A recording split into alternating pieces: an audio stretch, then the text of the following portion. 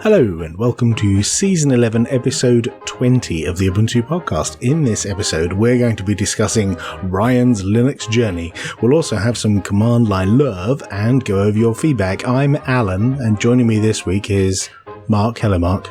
Hello, Alan. Martin's not here this week. He's still gallivanting in Montreal, don't you know? And in his stead, we have the lovely Ryan. Hello, Ryan. Hello. I took your job, Martin. That's it. He's never coming back. We're going to lock him out of the website and everything. So we'll get back to Ryan in just a minute. What have you been up to, Mark? I have been getting my laptop fixed. Again? There's two topics of conversation we talked to you about. Your bathroom and your laptop. Right. You see, this isn't the same laptop anymore. Oh, okay. This isn't the one which I kept fixing. This is the new one I bought to replace the one that finally gave up the ghost. This was my Entroware Apollo. What happened to that? I pressed the power button. And now I see where you went wrong. Nothing happened. Oh. See where you went. Fortunately, it's still under warranty, so I don't have to fix it myself in this case. So I sent it off to the lovely people at Entroware, and they have replaced the motherboard, and it's on its way back to me. Oh, nice. Yes. And what was that experience like? Like, they're not sponsors of the show, but I know lots of people know who Entroware are. And, you know, how was that whole process of getting your laptop fixed? Apart from the fact that I filed my ticket on, I think, a Friday night, and I don't think they work weekends. So I had to wait for a few days to get a response. But once I got a response, they sent me just asked me to open it up and try disconnecting the battery and reconnecting it to see if that fixed it. And when I said it didn't, they just sent me the form I needed to include in the box and asked for my address. And they sent a courier around to collect it on my specified day. And they took it away. And then they sent it. Well, they fixed it and they've sent it back. It took, I think, a week between them collecting it and them shipping it back to me. That's pretty reasonable, I think. Yeah. Yep. I've not ever had to ship a laptop away yet. I've been fortunate enough that, well, either a laptop has completely died and I've thrown it in the bin or like ripped it up for parts, or I've been lucky enough to have a person come and fix it, like sat in my lounge fixing my laptop. Or get you with your laptop butler. Yeah. £40 that cost me. In my case, I'm just so cheap, I always buy used ones, so I never have the luxury of sending it anywhere. It's my responsibility to fix it. That's the position I'm in now, Yeah. is all my laptops are old and crusty, and when they die, they become doorstops. Yes. This is the first time I've ever had one fail within the warranty period. Usually I have them for a good few years, and then I have to order parts from Alibaba and things like that. Well, that's where you go wrong. Did they say what's wrong with it, or is it just like, you know, replace the whole motherboard because they don't do component level replacement, or have they not told you that? They didn't tell me specifically. I didn't ask specifically either. They just said that that's what they'd done. So it's interesting though, because inside it's got all of the connectors are essentially on their own little board. So the motherboard doesn't have everything on it. It's quite sort of modular inside, which is interesting. So you don't really know. They could have just plugged it in, pushed the right power button, and it worked. And then they send it back to you like, yeah, we replaced the motherboard. I am it's just sure, to save my face, isn't I'm it? sure Entroware are more trustworthy than that. I wouldn't want to malign them, but yeah, it could well be did that. Right, let's get on with it.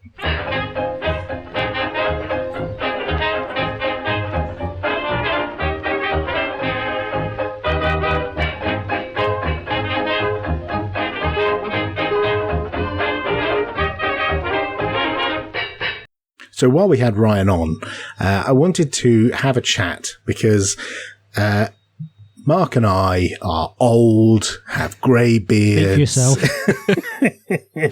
And Ryan is young and new to Linux, relatively speaking, I think. Yep. And I wanted to have a chat about all of that because I don't often meet people who are new to Linux because most of the people I hang around with have been using it for years and years and years. Sure. But I'm interested to know, you know, how did you discover the wonder, the glory that is the penguin? And wasn't that a marvelous journey? And like, talk a bit about how you got started and stuff like that. So, go.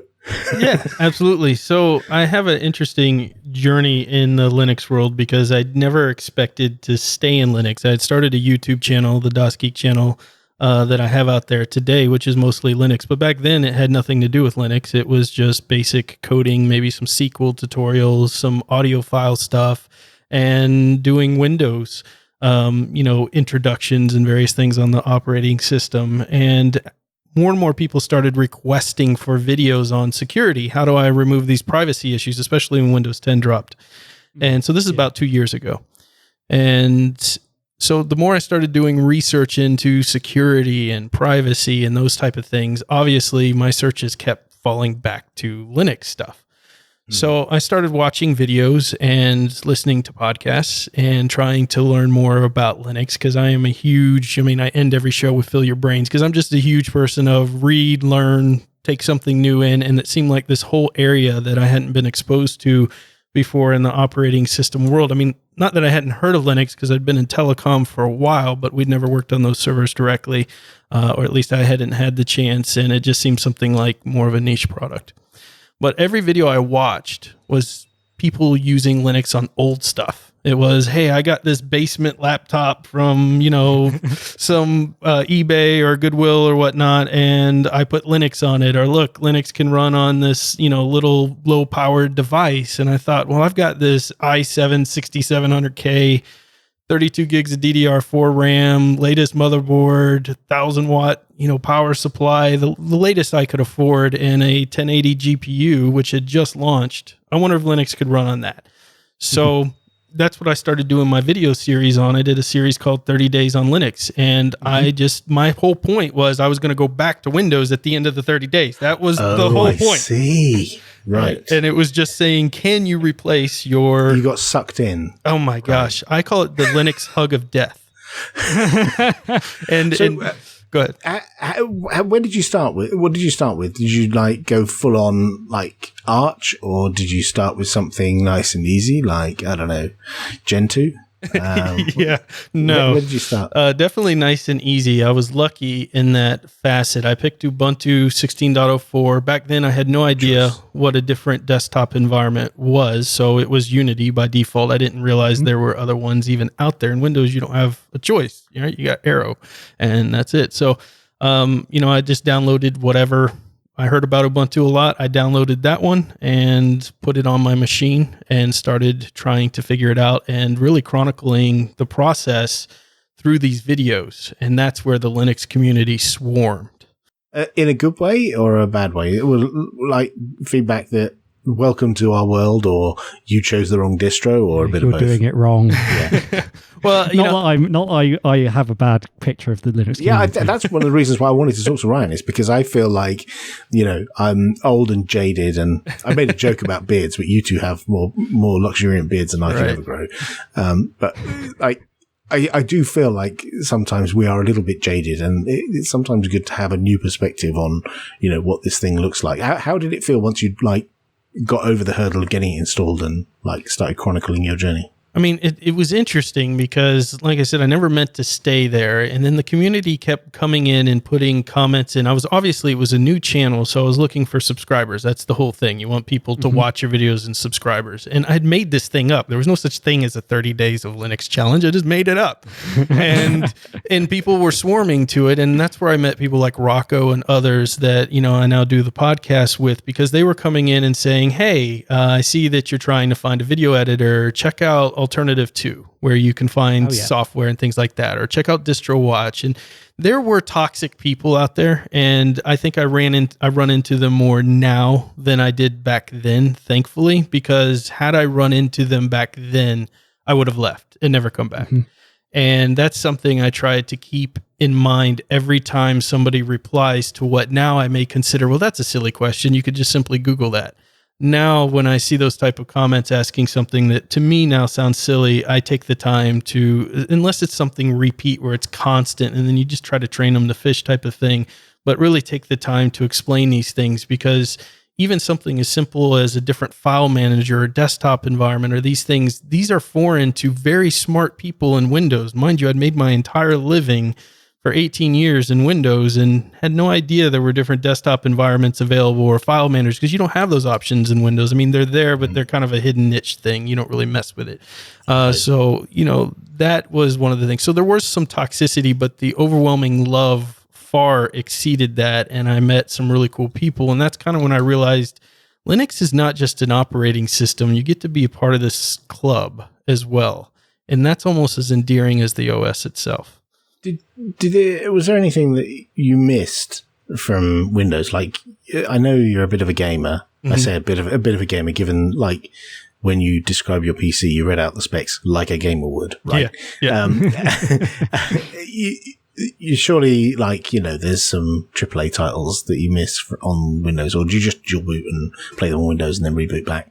Yeah, at first that's what I would do, is start playing in Windows. But then it became this, people started, I'm one of those individuals that if you challenge me on something, then I'm going to, go down harder with it. And so it became one of those things where like, yeah, good luck gaming on Linux. And so every time somebody would say a snarky comment, I would make more videos about that area. So in one case, it was Doom had just launched, if you remember the new Doom remake, which was an awesome AAA title. Now, I'm pretty new to Linux at this point. I mean, a couple months in, and I was like, someone saying good luck on gaming. So what I did is I took Doom and watched a bunch of tutorials of people who were kind of doing it on forums, getting it to work in Wine. And then I used Vulkan, and then I did a video showing at 250 frames per second, the latest AAA title running on Linux, and that one was a hot video for people. But yeah, I gave up. There are games that you have to give up, but I have got to the point now where I have removed my Windows partition entirely. I'm not saying that's for everybody, but I have just become a complete advocate for Linux to the point where I've learned to use things and just not need Windows at all anymore. And that's been a lot of fun, but it's just a different type of game. And Feral and Steam, you guys kind of grew up in what I call the dark ages of Linux, where you had nothing for certain points in time. I grew up with the ZX81. Linux didn't exist when I grew up. I'm not sure if it always comes across on the podcast, but Alan is quite a bit older than I am. Yeah. Sorry, I can't hear you. Love it. So, I mean, but nowadays, really, you're not sacrificing much. I mean, if you want to play the latest Overwatch or something, I have a PS4, but honestly, most of these games that are AAA end up being more hype than enjoyment, and the good games get ported. The Tomb Raiders and the XCOMs and all these games get ported. And so my goal has been to really stop. It's fine to have the message that Linux works on old hardware, and that's great. I mean, that's an amazing thing of Linux, but I've been pushing the message that Linux runs on the greatest and latest stuff out there. So right now, for instance, I went from the NVIDIA 1080 and the Intel to the AMD Ryzen 2700X with the Vega 64, and I've been doing videos on that, showing how powerful that is in Linux. So one of the things you mentioned there is about how Linux works well on like new hardware, and it's been a bugbear, like on really new, like super new bleeding edge stuff. It's been a bugbear that often Linux doesn't work because the kernel doesn't have support for some chipset or something. And we mentioned a few episodes ago that Intel have made special images for some of their like latest generation NUCs so that you can use Linux on this latest like bleeding edge hardware. Sure. And there was a point to me raising that. I can't remember what it was. I think, that frustration that was it. The challenge to running Linux on newer machines. You mentioned to us before we were recording that you've also done this on hardware that people traditionally find challenging, like Apple Macs, right? Mm-hmm. Yeah. Like I pretty much try to put Linux successfully on everything I can find. If even when I walk in hotels, it's gotten to the point where my team in my real job will go, if we're walking through a hotel and see computers and go, oh, there, he's going to convert that to Linux by the time our trip is over. Do you go around rebooting things to see if you get a grub bootloader? Exactly. But it fascinates me how amazing Linux is and versatile. And people will say, on the cutting edge stuff like you were talking about, that some of this stuff doesn't work or can be a bear at times. Maybe I'm just lucky, but the latest hardware that I had at that time, which the 1080 dropped, worked out of the box. Thankfully, Ubuntu made it very easy with the additional drivers option for a newbie to get those drivers working, because it's not so easy on all distros, as I found out later, to do things like that. So was there, when you were doing this, the 30-day challenge, was there a particular moment or a particular feature that you came across which made you think, wait a minute, there's more to this than I thought, other than the community around it? Just sort of from a technical point of view, was there something which you discovered about Linux which just made you think, wait, this is something different? It was all of the free software that was professionally built. Like, for instance, I went and I did a video talking about how much I saved in software since I moved to Linux. So I'm very fortunate, make a good living. And so I never really had taken the time to consider or think about that. But when you think of people all over the world, kids, young, different income levels and things, this type of stuff matters. And what really struck me with Linux is that it kind of created this gap that it didn't matter how much money you had, you still had access to all the same software capabilities that I had. Now, maybe I had got the fancy Adobe logo on it when I was in Windows, but now in Linux, I have Kdenlive, and I still have the exact power that I needed in my case, that I had with Adobe Premiere, which I was paying $80 for. The operating system itself, the privacy capabilities of it. When you talk about just, not having to sit there and go through 16 different menus to try to turn off different features of Cortana or privacy options or location tracking and all this stuff. And really kind of just the fact that I realized that now everybody, if you want to be a programmer, you have access to these software packages, these IDEs for free, and they're all put into a store. Because as long as I had been in the business of computers, I made my living off of it, mostly in Windows. My family did. I grew up in a small business where we, engineered and built computers for people. Back then, they cost a lot more money than they do today. People had to spend a lot of money to get all of that software and things together, and it really wasn't a fair playing ground. And Linux makes that playing ground fair with its open source and the packaging software stores that present it all there, because I wasn't even aware of all of that free stuff, even though some of it is available on Windows. Yeah. You mentioned about having a community around your YouTube channel, and I'm speaking to you as I've been running Linux for quite a while, and you're relatively new to the game. And do you then have people who are relatively newer than you who asking you for help and following within your community? Do you feel you're mentoring the next generation of people coming along? I was shocked by the reception that the channel had on that series, and still continues to have. I mean, it's a very young channel, and it grew. When the Linux stuff hit, it went from, 500 subscribers to 3,000 in a very short time. And now I think we're crossing over the 5,000 barrier there. So there are a lot of people on most of the people who come to my channel are not experienced individuals with Linux. Most of them are brand new, or they want to try it. So I spend a lot of time doing emails after hours, or speaking to people who are trying Linux for the first time to try to get things working, because I've been through all of the pain of trying to figure out a brand new operating system and some of the things that you run into with trying to replace certain software packages or getting drivers to work, etc. So it's really been neat to watch people go, oh my gosh, you were right about this. And then of course you always have your trolls that come into the channel and will say whatever about Windows being the greatest thing on earth or whatnot, just trying to get a rise out of people. But now it's gotten to the point where I've got a community built up enough that I don't even have to respond, because the community eats them up for me. Awesome. It's really great to hear that there are people out there who are making content for brand new people coming to Linux, because I think that's a sector that we don't cater to particularly well. We're very good in the Linux community of talking to each other and not doing things that will encourage new people to get on board. We always want more people to download our ISO. We want more people to install our software. We want more people to file bugs and contribute to our software. But actually doing the things that make that happen is hard, and we don't do enough of it. And we need more people like yourself. Just as a wrapping up, what would you say if someone else wanted to get started in helping other people? What would you recommend they do? Well, first, I think it's a matter of attitude. The smartest people that I've ever come across in my lifetime are individuals who love to take the time to explain something to somebody to help train them. And they are generally the best teachers anyways. And so a lot of people think they're smart because they can tell someone to RTFM, joke, and I know some people say it jokingly now, but people do it for real on forums. You see it to this day. Or telling people, to go Google it or those type of things. That to me does not show a sign of intelligence or capability, because none of us were born with this knowledge of Linux.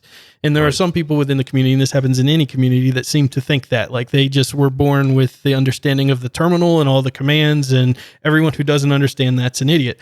And so I think really, if you want to get into helping people, number one, you have to realize that truly being smart at something means you can teach other people and bring them into it and bring them into this community. So what you say, the words you use, can impact whether they stick with it or not. So if whether you're going on the forums or IRC chats, you start your own YouTube channel, if you want to do something like that, even writing blogs there, all those things are extraordinarily helpful to people. They may come in and ask questions that you feel are silly, but in the reality is, if you take just a little bit of time, you have a new convert, just like I was, that never expected to stay with Linux. I wanted to go back to Windows. I'd spent $500 in software there, but I couldn't. I was just so overwhelmed by the community and by the product that I couldn't go back. So that's it. Fantastic. That's great to hear. It's really good. Thank you so much for taking the time to talk to us about that. And if anyone wants to find out more about the channel and, check in on your community, what's the name of the channel? What's the best place for people to go? You can go to youtube.com/DOSGeek, or you can go to DOSGeekCommunity.com. Sweet. Thanks, Ryan. Thank you. If you love the command line as much as we do, send us a command that will blow our minds, and we might even mention it on the show. Send your command line love to show@ubuntupodcast.org.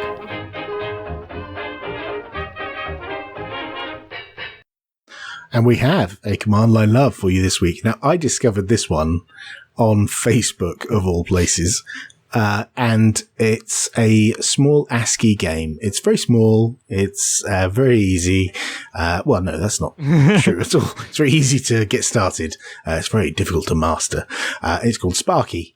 And it's an ASCII art game where you play a dog, and it runs in a terminal. So it's very few requirements in terms of resources or, anything.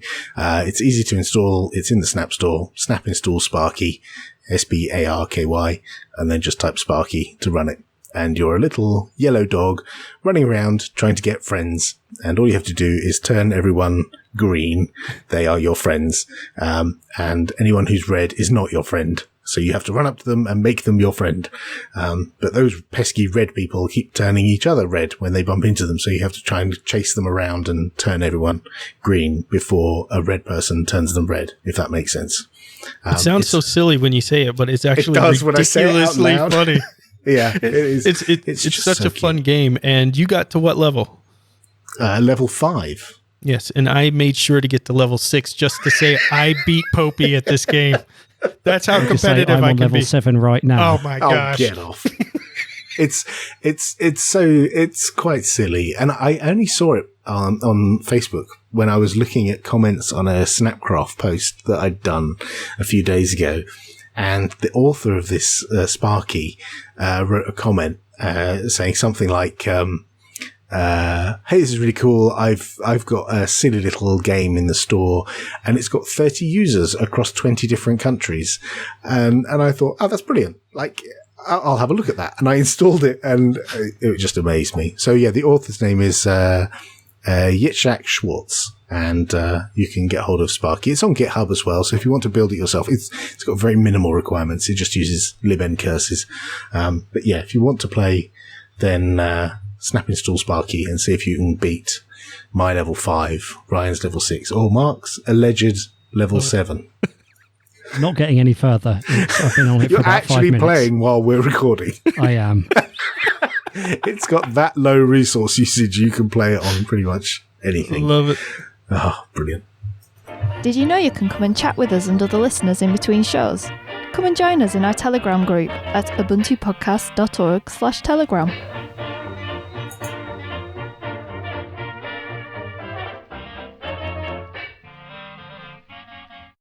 And now it is time for some of that wonderful feedback. First up, Evgeny emailed from Russia about hibernating laptops. I'm surprised to hear that hibernation feature is not provided in Ubuntu intentionally and that neither do all the major distros. I've always been thinking that Ubuntu turned hibernation off for some configuration difficulties, and I've always turned it on after a fresh install. The common scenarios when hibernation saves my time are: night power outage is scheduled so that your PC could not be suspended to RAM and you don't want to power it off, say to avoid reopening all the apps and docs again. 2, you've suspended your laptop to RAM but unexpectedly didn't open it for a day or two. In this case, OpenSUSE turns on from suspend when the battery level reaches critical and suspends itself to disk. This is the out-of-the-box experience. Am I just too old, or do you really see hibernation as an irrelevant option now? Would be happy to see it back in Ubuntu. So it's not that it's irrelevant. It's just that it, like, as I understood it, it was broken. And I remember many years of it being broken. And, you would put the laptop to sleep, like hibernate, and it wouldn't wake up again. Or it would take forever to read everything back in from disk. And I know we disabled it in Ubuntu, and I know it was looked at by some of the engineers in Canonical a few months ago, and they determined that it wasn't robust enough for it to be on by default. We can ask them to have another look at it, but given that, as I understand it, they looked at it some months back, they weren't confident enough that it was reliable enough to have it on by default. And bear in mind that it needs, the stuff in the kernel needs fixing by someone. I don't know exactly where the issue is. I think it partly is a result of we have to support a ton of different hardware. It's not like Entroware, who have like a dozen models, or Dell, who have a select set of hardware that they control. Ubuntu is available on like lots of different hardware, and we don't want people to have adverse experience when they shut the lid of their laptop. So it's the sort of thing which an OEM might be able to put on the laptops they sell, but it's not something which you'd have the confidence to enable in Ubuntu by default, basically. As I understand it, not right now. But It may well be that changes. It may well be a subsequent version of the kernel makes it all happy, smiley, and is much better on every like different hardware setup. But I haven't turned it on because I just took the advice from the Canonical Engineering. I might turn it on, given we've had so much feedback from our listeners telling us, actually, you're wrong and it works fine. I think I'm going to turn it on all my machines and just see what the experience is like. But if I lose any data, I'm going to blame all of you, including you, Evgeny. All right? Following up, Frank emailed us with some command line love. Over to you, Ryan. So, yeah, Frank emailed us and said that whenever he's facing an issue on Linux or any Unix-like distro, he's not sure what log file to look at. So here's what he does. He uses a touch command here, temp now, and then does a subsequent performance, which will be in the show notes related to the command that he used, and says this will show me all files that have changed since the touch command. So I assume maybe this is kind of a tip trick here? Yeah. This is pretty cunning. It just touches a file and then does whatever he needs to debug, because he doesn't know what files get touched. So he then does whatever he needs to do, and then he uses a find command to say, find me all files newer than the file that he just touched himself. So he then knows anything that has a newer date stamp must have been created or modified since he started his debugging. Which, that's clever. It's quite a clever little trick, actually. It's like a really simple thing, just using the tools that are already there. Yes. But really, really handy. Yeah, totally. Yeah, without having to install anything new, because everyone's got touch, everyone's got find. So it was great. And also, Mike sent us a message. I recently had the need to update some old certificates on an Apache instance running Ubuntu Xenial. I remember hearing you talk about Let's Encrypt in the past, so I went to check it out and was led to EFF's certbot. They could not make this any simpler. Once I installed the tool, I was able to update my existing Apache configs with a valid Let's Encrypt certificate. If anyone has been holding out on enabling HTTPS, they should really give this tool a go. Yes. I agree. That's what I use on my server. Yes, same here. I get an email every so often telling me it needs renewing, and then I SSH in, try and remember the command that I need to run. See, I get an email telling me that, and then I SSH in and find that the cron job I set up to renew it for me has done it. Yeah, Nice. I should do that. I should do a cron job. That's a good point. Joseph Jeffers emailed us. Yep. So he says here that he had an idea at a place that maybe your snap skills could be used that would personally say, how many times are you getting asked now to snap new things? All the time. I bet it's daily. constantly now It's that you daily, guys have been doing some work. So one of the programs that Mark is talking about here or is it Joseph was talking about is RStudio. Says the deb is awful, periodically depends on removed packages, just an absolute nightmare. Will you save him, Opie? So, I emailed them and said, hey, we can help you make a snap.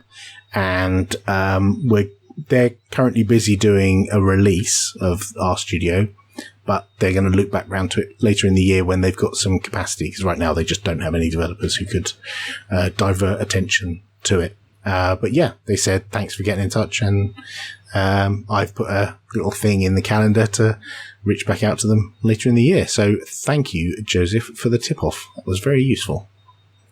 Mikhail is also feeling snappy.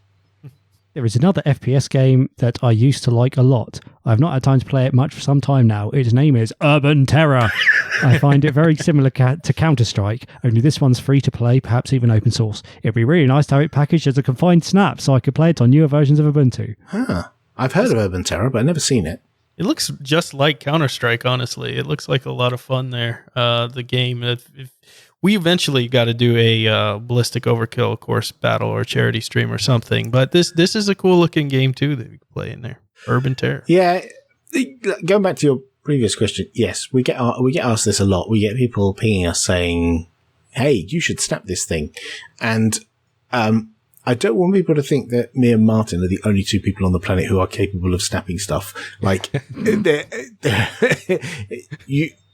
I would love for people to try and snap it. Like, have a look at the Snapcrafters repo and look at the work that Martin did on Trackmania Nations, or that we did on Steam for Windows. Those are quite complicated snaps, but you could, if they're Windows applications, those would be good templates to start with. Or look at some of the other Linux games like Xonotic and some of the other Linux native games, and have a go at making a snap. And if you fail or get stuck, then jump on the forum at forum.snapcraft.io or ping me and Martin, and we'll happily help you out. But don't feel that you have to add to our increasingly giant wish list of snaps, because the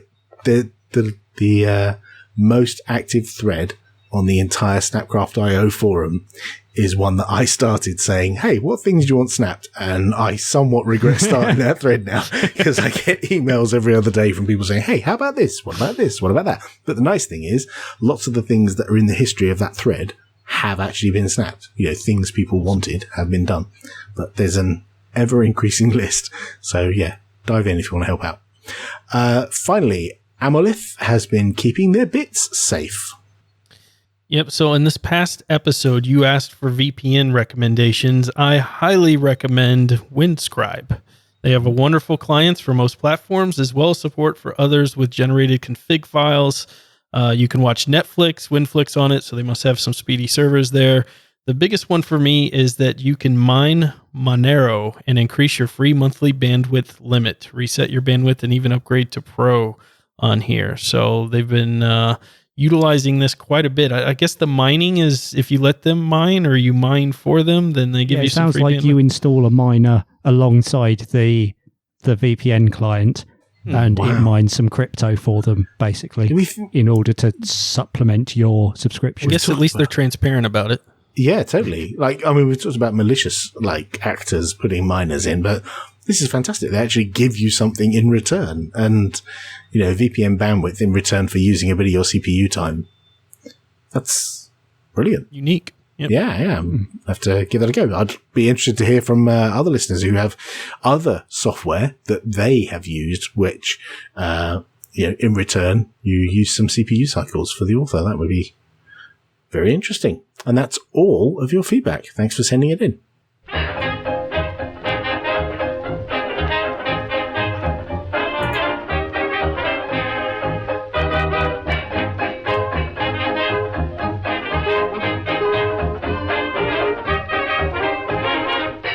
Oh gosh, that's the end of episode 20. Every time we read out an episode number, I'm just increasingly incredulous that the number is climbing so high and we're still doing it.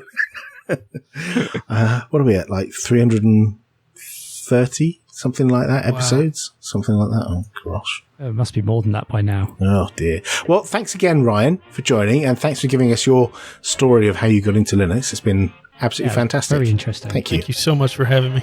No worries. And we'll put links to all the places you can find Ryan in the show notes, along with everything else. Just go to ubuntupodcast.org. See you all next time.